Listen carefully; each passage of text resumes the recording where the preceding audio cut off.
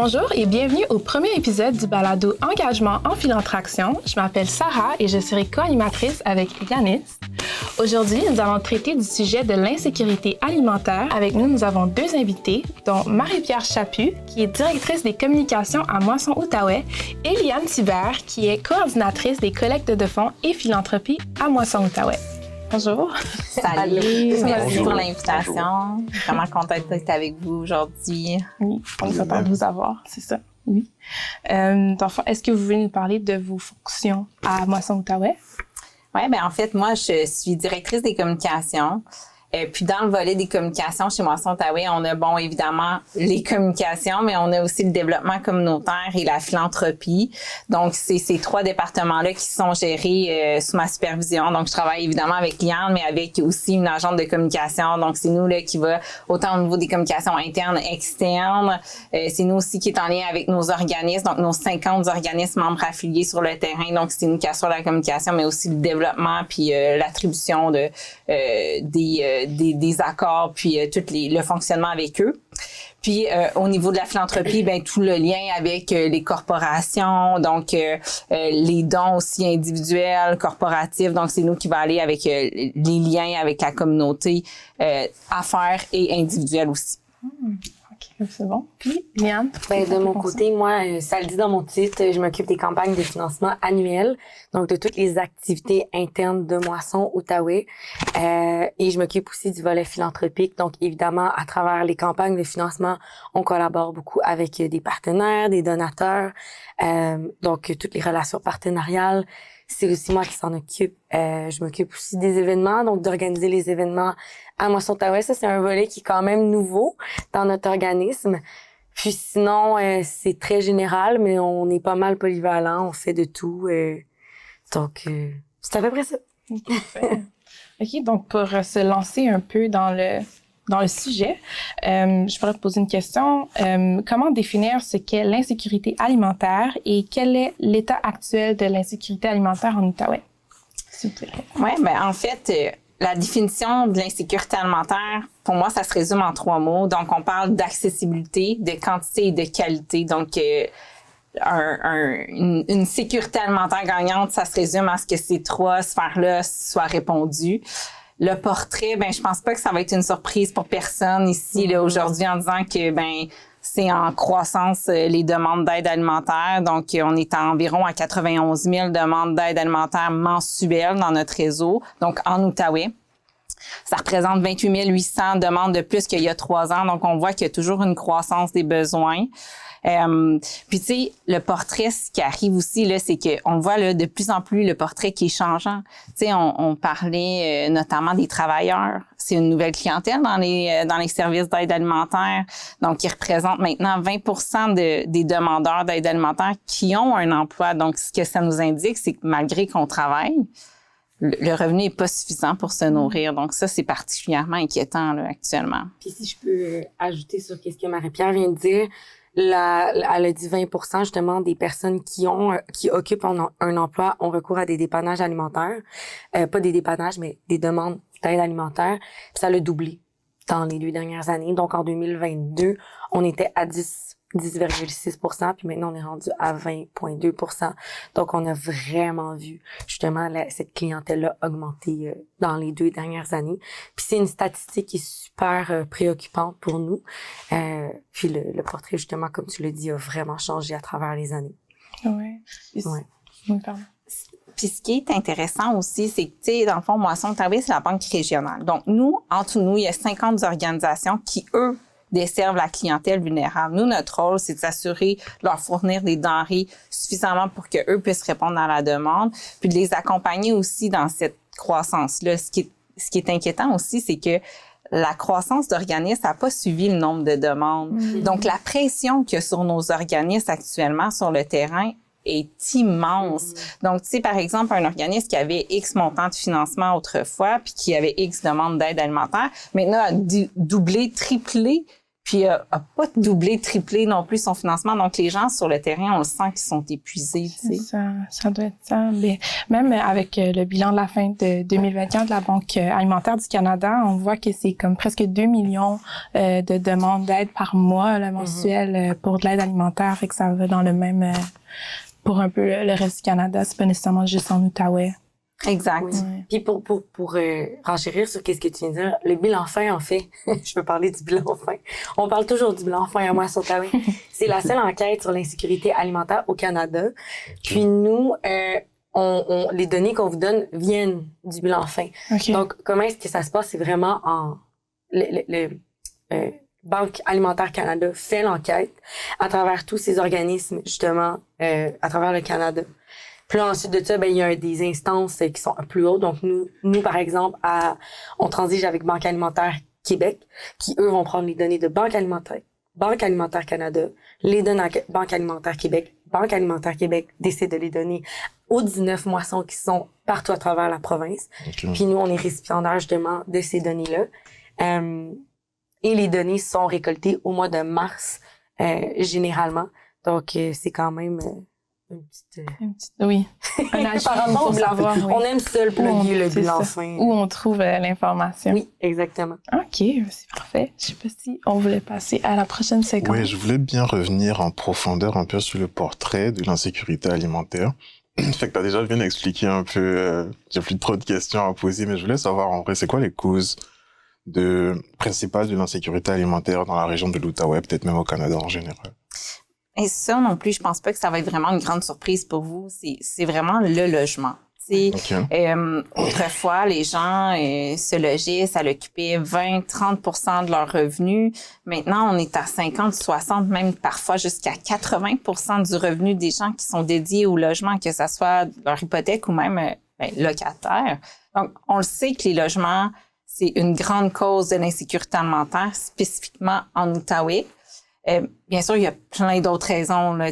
On peut penser aussi la dépendance au niveau des transferts gouvernementaux, donc la dépendance des gens au service quand que c'est seulement un revenu du gouvernement, par exemple, ceux qui reçoivent l'aide de dernier recours ou ceux qui ont seulement comme des allocations comme principale source de revenus, les salaires aussi qui n'ont pas suivi la hausse des coûts de la vie, l'inflation, la situation économique difficile dans laquelle on se trouve. Donc ça, c'est vraiment toutes des enjeux qui viennent exacerber le problème de l'insécurité alimentaire.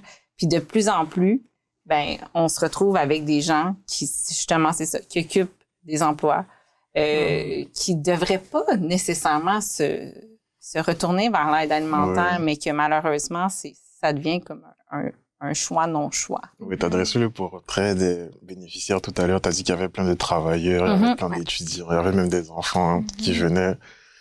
Je trouve est-ce que, par exemple, la région de l'Outaouais se différencie des autres régions du Québec par rapport à l'insécurité alimentaire? Pas particulièrement. Tu sais, quand on regarde, grosso modo, qu'est-ce qui se passe au Québec, tu sais, Emiliane le disait tantôt, on a la chance d'être partenaire d'un réseau. Donc, Banque alimentaire Québec, Banque alimentaire Canada. Et puis, quand on parle de nos enjeux avec les autres moissons, avec les autres organismes, c'est des enjeux qui se ressemblent. Okay. Oui, il peut y avoir certains enjeux différents, comme si on pense, par exemple, à les régions périurbaines ou les milieux ruraux où il va y avoir beaucoup d'exode. Il y a des gens qui vont quitter la ville pour se rendre en campagne en pensant que, on va économiser un peu au niveau du loyer. Mais quand on arrive là, on n'a pas de véhicule, il y a pas de transport. Après ça, le seul supermarché qu'il y a sur notre territoire, c'est un Intermarché ou peu importe, un marché que les aliments sont pas abordables. Donc là, ça amène d'autres enjeux. Donc, sensiblement, c'est un enjeu qui est répété à travers plusieurs territoires du Québec, malheureusement. Malheureusement. Je voulais savoir aussi, est-ce que vous savez à quel point l'insécurité alimentaire, ça peut affecter la santé mentale ou physique des bénéficiaires? Oh, absolument. L'insécurité alimentaire, nous autres, on dit souvent aussi que c'est un cercle vicieux. Premièrement, l'insécurité alimentaire, quand tu le vis, il y a des défis qui sont physiques, donc des enjeux physiques. Tu vas être fatigué, tu vas avoir des maux de cœur. Si tu t'alimentes pas bien non plus, donc si jamais t'as pas de ressources, t'as pas une alimentation équilibrée, donc manque de vitamines, manque de minéraux, manque de légumes, etc. Mais évidemment, ça va se refléter sur ta santé. Donc, tu peux développer des problèmes chroniques comme le diabète, l'hypertension, etc.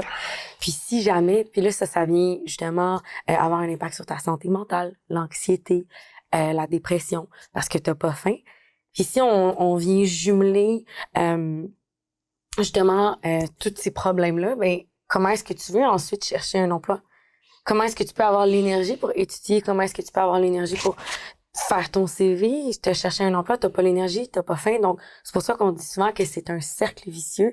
C'est que quand tu vis de l'insécurité alimentaire, c'est difficile de t'en sortir justement parce que t'as pas l'énergie nécessaire, la tête non plus, qui est présente pour trouver des solutions. Manger, c'est un besoin primaire, là. Ouais. Si on regarde la pyramide de Maslow, c'est un besoin de base. Exactement. Donc, c'est non négociable. Tu sais, c'est pas quelque chose qu'on peut dire, ben, ce mois-ci, on mangera pas du mois, puis on va couper, c'est nécessaire, on doit se nourrir. Donc, souvent, les alternatives face à ça, c'est qu'on va couper au niveau de la qualité des aliments, on va sauter un repas, puis tu sais, ça m'amène à dire, il y a plusieurs types d'insécurité alimentaire, il y a la modérée, il y a la grave, il y a l'intermédiaire. Donc, tu sais, déjà, quand tu commences à anticiper si tu vas être capable de nourrir ta famille ce soir ou si tu vas avoir assez d'argent pour faire l'épicerie ce mois-ci. Donc, déjà, dans l'anticipation, il y a quelque chose d'anxiogène, on va se le dire. Ouais, là. Donc,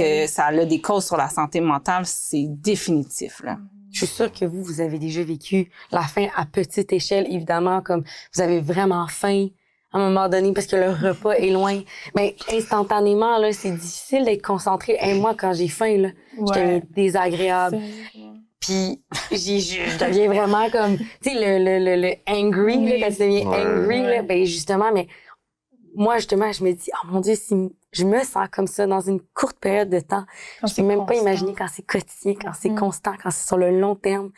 Toute l'anxiété, justement, que ça peut occasionner, c'est vraiment... Et le pire, c'est que c'est vrai, je me reconnais beaucoup dans ce que Marie-Pierre venait de dire, parce que souvent, t'es à l'école et tu sais même pas ce que tu vas manger ce soir. Donc, tu te dis, t'es en train de suivre le cours, mais dans ta tête, c'est putain, qu'est-ce que je vais manger ce soir? Est-ce que j'ai ça? Est-ce que je peux acheter ça? Est-ce que je vais commander? Ben, c'est ça, quand on a faim, on commence à penser à toute la nourriture qu'on pourrait avoir.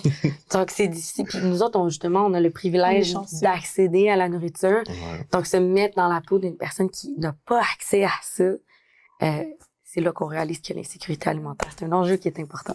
Ouais. Okay.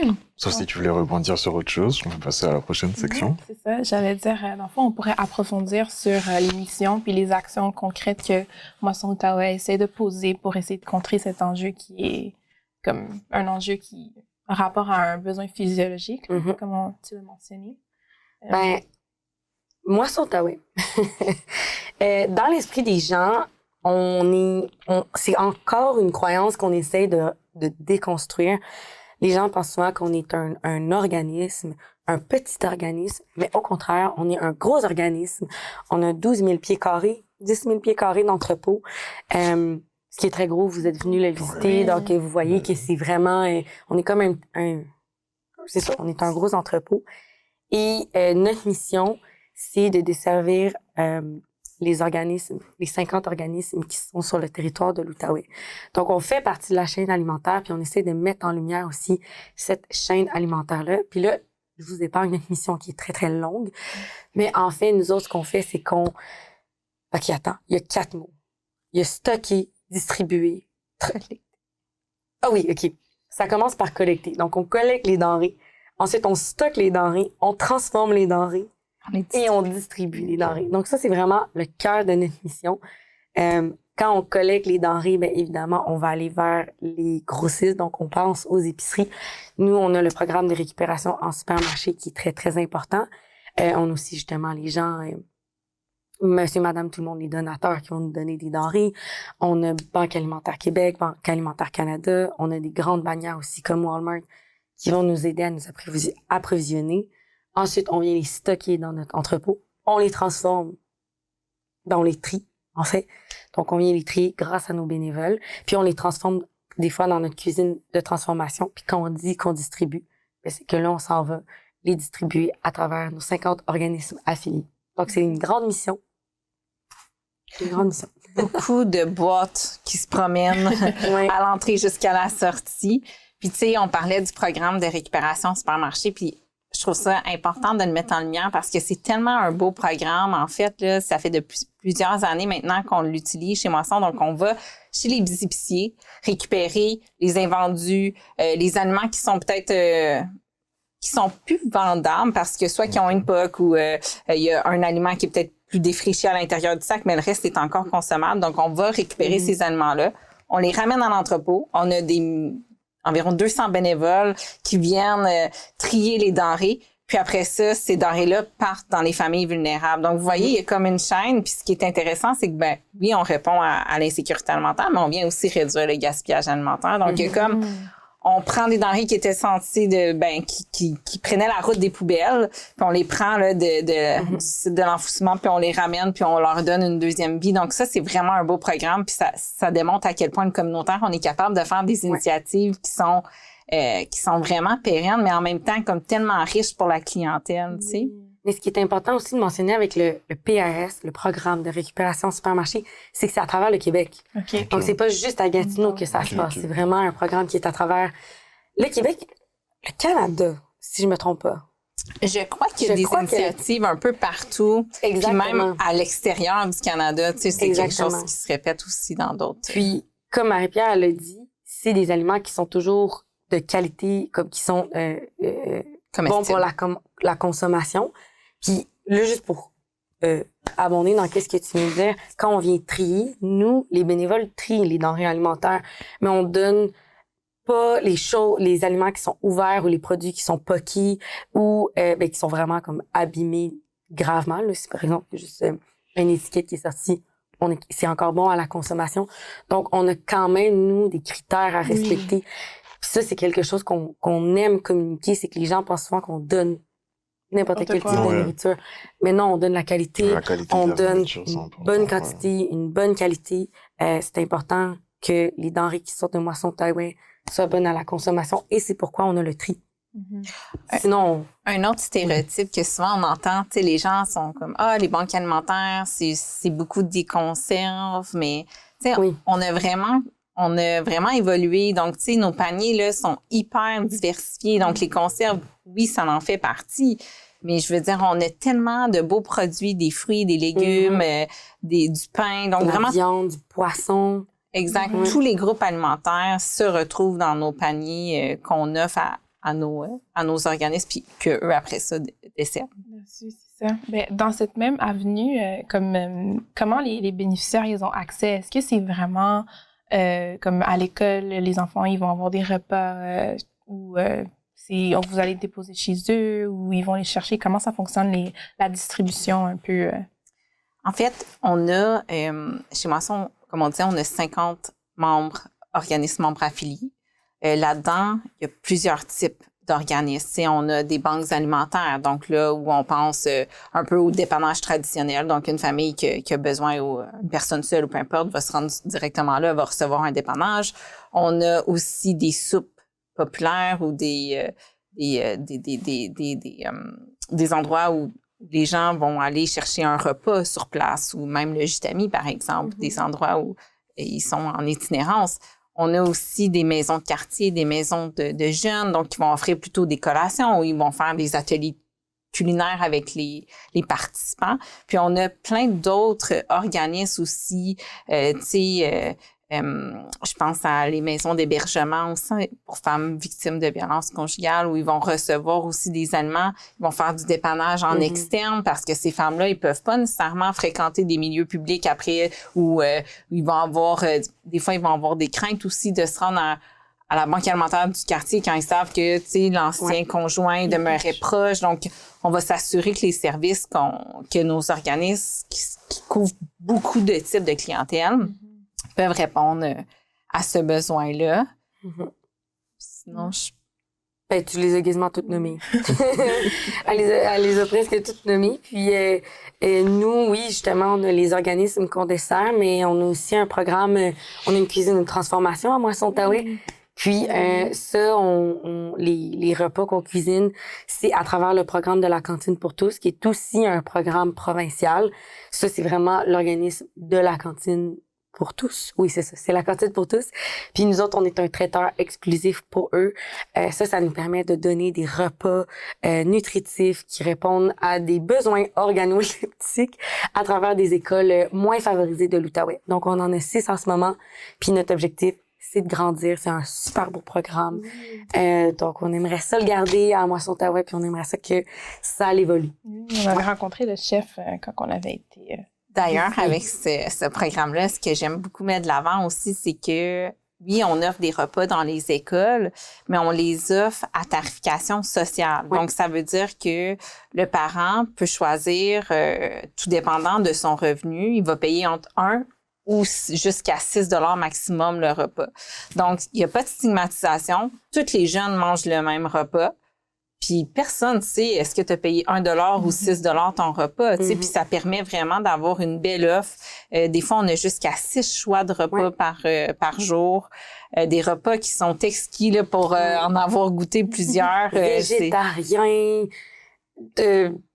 En tout cas, on en a plein. Non, mais je pense aux végétariens parce que moi, souvent, c'est ceux-là que je prends, mais il y a toujours une portion de légumes dans ces repas-là. Quel exemple qu'on pourrait donner? On a du tofu général Tao. Je sais que notre cuisinier fait du roast beef des fois. On a une gamme de mets, genre des fois il va faire de l'asiatique, des fois il va faire des pâtes. Comme il y a vraiment une grande variété. Puis nous, on y goûte. On aime ça goûter à la nourriture des cantines pour tous. Puis des fois, justement, ça va être accompagné par une petite salade de fruits, par un petit dessert, par un petit biscuit. Donc, c'est vraiment le fun comme repas. Là. C'est vraiment un beau programme. Puis comme Marie-Pierre, elle a dit, c'est fait pour les parents sous l'anonymat, ce qui est très positif. Donc, ça l'enlève le stigma. Ouais. Oui. Puis, pour finir un peu, d'autres actions concrètes. Je sais que, justement, toi, tu es coordinatrice de collecte de fonds. Ouais. Effectivement, tu fais des soirées, des événements. Ouais. Est-ce que tu peux nous parler un peu plus de ce type? Oui, évidemment. Moi, sur Outaouais, comme Marie-Pierre l'a dit, je pense que tu l'as dit hors caméra, par exemple. Donc, je vais le redire. À Moisson-Outaouais, on a seulement 7% de subventions gouvernementales. Donc, le reste, on doit aller le chercher nous-mêmes, à l'interne. Donc, les campagnes de financement servent à ça. Nous, on en a 4 à l'année. Ça peut paraître pas beaucoup, mais c'est beaucoup de temps qu'on met là-dedans. Donc, on a 4 activités, campagnes de financement, devrais-je dire, à travers l'année. Mais ça, là, c'est à travers tous les dépannages alimentaires qu'on fait, les événements, les initiatives de l'externe. Je vais les nommer. On a la campagne de la Loto-Moisson. Pour vous donner un exemple, ça me prend 10 mois durant l'année, du début jusqu'à la fermeture complète du tirage. Donc, c'est vraiment 10 mois que je mets comme énergie dans cette campagne-là. On a la campagne des collations aussi, qui est la seule campagne dédiée aux enfants.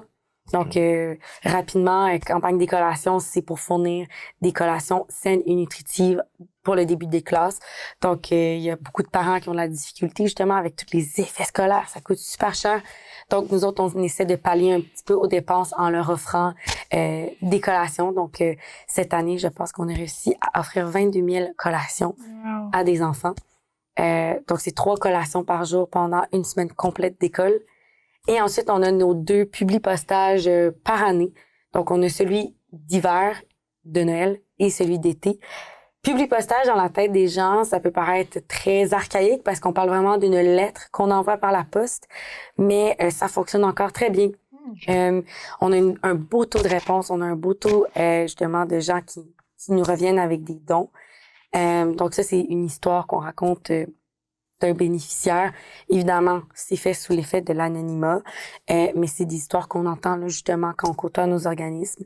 Puis nous autres, on essaye de la mettre de l'avant. On veut, dans ces histoires-là, aussi ne pas stéréotyper la personne de l'histoire, donc le personnage principal de l'histoire. On essaie d'utiliser comme une clientèle qui peut être monsieur, madame, tout le monde. Oui. Puis ça, c'est vraiment pour mettre en lumière le fait que n'importe qui peut peut vivre un imprévu, puis personne n'est à l'abri d'une infortune. Donc, tout le monde pourrait éventuellement avoir recours à de l'aide alimentaire.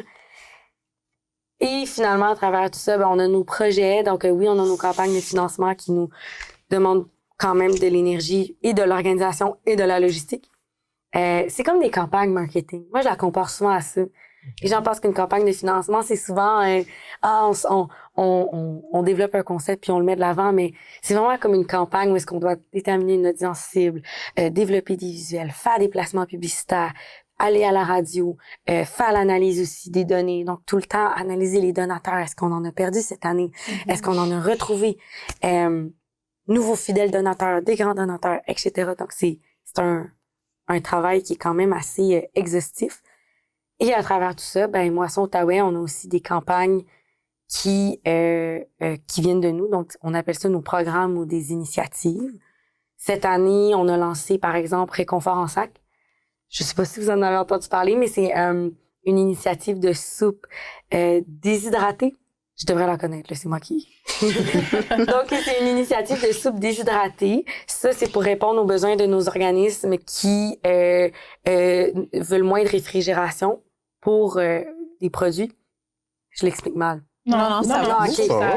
Donc, c'est vraiment un programme de soupe déshydratée. Donc, c'est des ingrédients secs. C'est un petit sac qui nous permet de faire une soupe repas pour 4 à 6 personnes. Donc, un petit sac permet de nourrir quand même 6 personnes. On n'a qu'à rajouter de l'eau. Ça fait un repas complet. Nous autres, on a mis des légumineuses là-dedans, des légumes déshydratés, des glucides comme du riz, de l'orge, etc. Puis c'est un programme qu'on a mis en place justement pour pallier à la demande alimentaire et répondre aux besoins de nos organismes. Parce que comme Marie-Pierre tantôt l'a dit, les organismes sont sous pression. Sous pression et ont peut-être un peu moins d'équipement, ce qui fait en sorte que quand on arrive avec plein de produits congelés, plein de produits frais, les autres sont limités en frigo, limités en congélation. Donc, ce programme-là répond très bien à leurs besoins. Ah, mais c'est beau comme Mais ça, projet. c'est un parmi tant d'autres. Là. Oui, On en a, c'est sûr. on en a plein. OK. Mais là, je sais qu'on va parler des actions concrètes, mais je suis consciente que ça doit être aussi difficile puis qu'il doit y avoir des défis.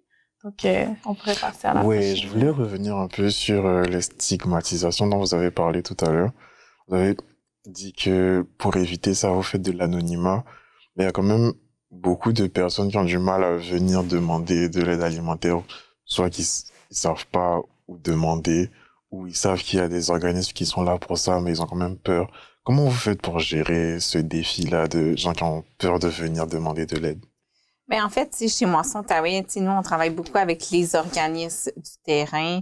Donc, les gens ne viennent pas nécessairement chez Moisson pour chercher de l'aide. Cependant, on l'entend, chez nos organismes que c'est un enjeu, qu'il y a des gens qui s'empêchent même d'aller chercher de l'aide parce que, on va se le dire, c'est quand même une étape. On est rendu à quand tu travailles, tu as un emploi, t'es arrivé à une certaine place dans ta vie, puis paf, il t'arrive une situation, tu te sépares ou tu as une crise familiale, peu importe, puis tu te ramasses à devoir aller chercher de l'aide. C'est difficile. Ce pas-là à faire, il est immense pour certaines personnes. Donc, ce qu'on va dire à nos organismes, c'est souvent tout se passe dans l'accueil, dans la façon qu'on accueille ces gens-là. C'est quand on sent que l'endroit, il y a pas de préjugés, on est à l'écoute. Souvent, c'est aussi au téléphone, quand les organismes vont les avoir au téléphone. Donc, de bien encadrer les interventions. Est-ce que c'est quelqu'un qui est anxieux? Est-ce qu'on pourrait lui proposer de venir, par exemple, dans un moment où il y a moins de gens? Est-ce que c'est quelqu'un elle mentionne, la personne, que c'est sa première fois. Donc, on peut lui préparer, voici comment ça va se passer. Donc, déjà, de nommer les étapes. Fait, je pense que tout se fait dans l'accueil. Puis on est chanceux parce qu'on a des organismes qui sont extraordinaires sur le terrain puis qui ont des intervenants dédiés pour ce genre de situation-là. Et ils font un travail génial, pour accueillir puis rendre les gens à l'aise. Bien sûr, il y a des gens quand même que malgré tous ces efforts-là, ils vont pas fréquenter les services d'aide alimentaire. Puis c'est pour ça que c'est important aussi qu'il y ait d'autres services disponibles. Je pense par exemple à des cuisines collectives, des ateliers culinaires. Donc, nécessairement, peut-être que le besoin d'avoir un panier de provisions sera pas rempli cette journée-là, mais il va avoir peut-être accès à des repas ou à des repas à petits coûts. Il y a les frigos partage aussi. Je ne sais pas si vous en avez entendu parler. Je pense Moi, même à je connais l'éco, pas. il y en Oui, a. vous en avez Oui, un, exact. c'est ça. Donc, un frigo partage, c'est un frigo qui est installé à l'extérieur, généralement, qui est rempli soit par des épiciers, des restaurants, des monsieur, madame, tout le monde qui veulent amener des restants ou des surplus. Puis après ça, ben, de façon anonymisée, là, la personne peut aller se récupérer des denrées. Donc, il y a d'autres services, évidemment, qui existent, mais généralement, là, les services sur le terrain, ils font vraiment un travail exceptionnel pour recevoir ces gens-là. OK. J'ai une question. Est-ce que vous savez si des fois vous devez comme refuser d'aider d'aider quelqu'un parce qu'il n'y a pas de capacité ou peu importe par rapport à vos affiliations? Est-ce que ça arrive des fois? De refuser un organisme ou que eux refusent une personne? Une personne ou des personnes. J'aimerais dire non. Malheureusement, la réponse, ça va être de plus en plus oui. Tu sais, on mentionnait tantôt, la pression, elle est énorme sur nos organismes. Donc, il y en a qui commencent à manquer de financement, manquer de ressources tant humaines, financières, même des denrées. Tu sais, notre approvisionnement, ça peut être variable. Donc, parfois, c'est difficile aussi. Donc, il y a certaines organisations présentement qui sont en train de réfléchir, comment on peut redéfinir nos critères d'admissibilité. Mais, tu sais, je dis non, mais c'est jamais un non ferme. Donc, dans le sens que si c'est, on peut pas offrir un dépannage, il y a ce service-là alternatif qui existe. Donc, voici ce que vous pouvez avoir. Ou, il y a certaines banques alimentaires, par exemple, que, ils aidaient 2 fois par mois. Maintenant, ils ont réduit à 1 fois parce que la demande est tellement grande qu'ils doivent faire certains choix. Mais il reste que l'aide est encore présente. Puis, tu sais, je pense que plus qu'il va y avoir d'initiatives qui vont se déployer, plus qu'on va pouvoir répondre à cette... Puis pour aller dans la même lignée, justement, étant donné que les organismes font un travail colossal, présentement, ils sont essoufflés, ils sont surchargés, pour faire un lien avec les campagnes de financement, comme, oui, en ce moment, on en a beaucoup, mais on voit un essoufflement aussi là, des dons, on voit un essoufflement des initiatives de collecte de denrées. Juste cette année, l'année passée, on a eu beaucoup de gens qui sont venus donner des denrées non périssables à la porte de Moisson Outaouais. Et cette année, je pense que ça l'a diminué de moitié. On voit aussi, on anticipe avoir une baisse aussi de dons dans les prochaines années. Là, on est encore correct. Les gens sont encore très, très généreux. Mais le fait que nous, on ait moins denrées, qu'on ait moins de dons, ça nous permet de moins aider la demande qui est en augmentation. Donc, la demande, elle augmente, mais l'offre reste un peu la même, puis on doit la séparer. Justement, donc, comme Marie-Pierre l'a dit tantôt, avant on était ouvert 2 fois par jour. Non, c'est pas ça que tu as dit. Tu as dit on était ouvert 2 fois par jour, puis là, maintenant, on doit ouvrir 1 fois par jour. Et les organismes aussi, il faut mentionner que c'est beaucoup des bénévoles. Oui.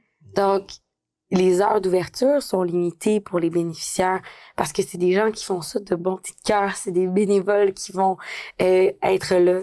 Donc, on essaie de jongler avec tous ces enjeux-là pour répondre convenablement à une demande qui est en croissance.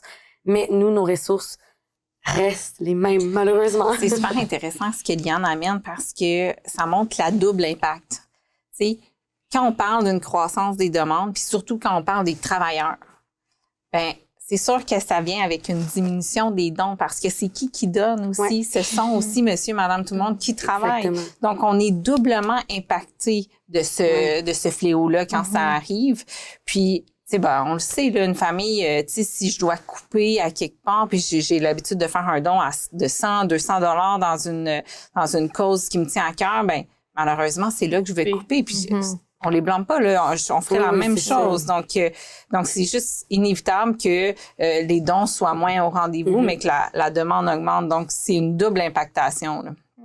Exactement. Okay. Mais comme on est dans le sujet, parler de mobilisation puis engagement communautaire, c'est quoi le portrait démographique un peu des bénévoles à Moisson, Outaouais, précisément? Ça ressemble à quoi? À Moisson. On adore nos bénévoles, OK? On en a parlé tantôt. On a une belle rétention des bénévoles. Nos bénévoles, c'est comme une famille. On a 215 bénévoles par année qui donnent du temps à Moisson Outaouais. 35 bénévoles par semaine qui viennent faire du tri de denrées aussi dans notre entrepôt. D'ailleurs, on a dû ouvrir une 2e table. C'est trop populaire. Les gens aiment ça, donner du temps. Généralement, c'est des personnes qui sont un peu plus âgées, donc qui sont à la retraite. Parce que nous, le bénévolat se fait durant la journée seulement. Ça, c'est une restriction. Donc, c'est généralement des gens qui sont un petit peu plus âgés, mais on a une vraiment bonne rétention des bénévoles. On a des gens qui veulent revenir. On a aussi un bon feedback. Les gens aiment ça. Ils se sentent valorisés. Comme on disait tantôt, ça vient briser l'isolement. Donc, souvent, c'est des personnes qui sont seules. Mais là, ils retrouvent des amis, des gens qu'ils connaissent. Ils parlent avec des gens aussi à tous les jours, donc le matin et le soir.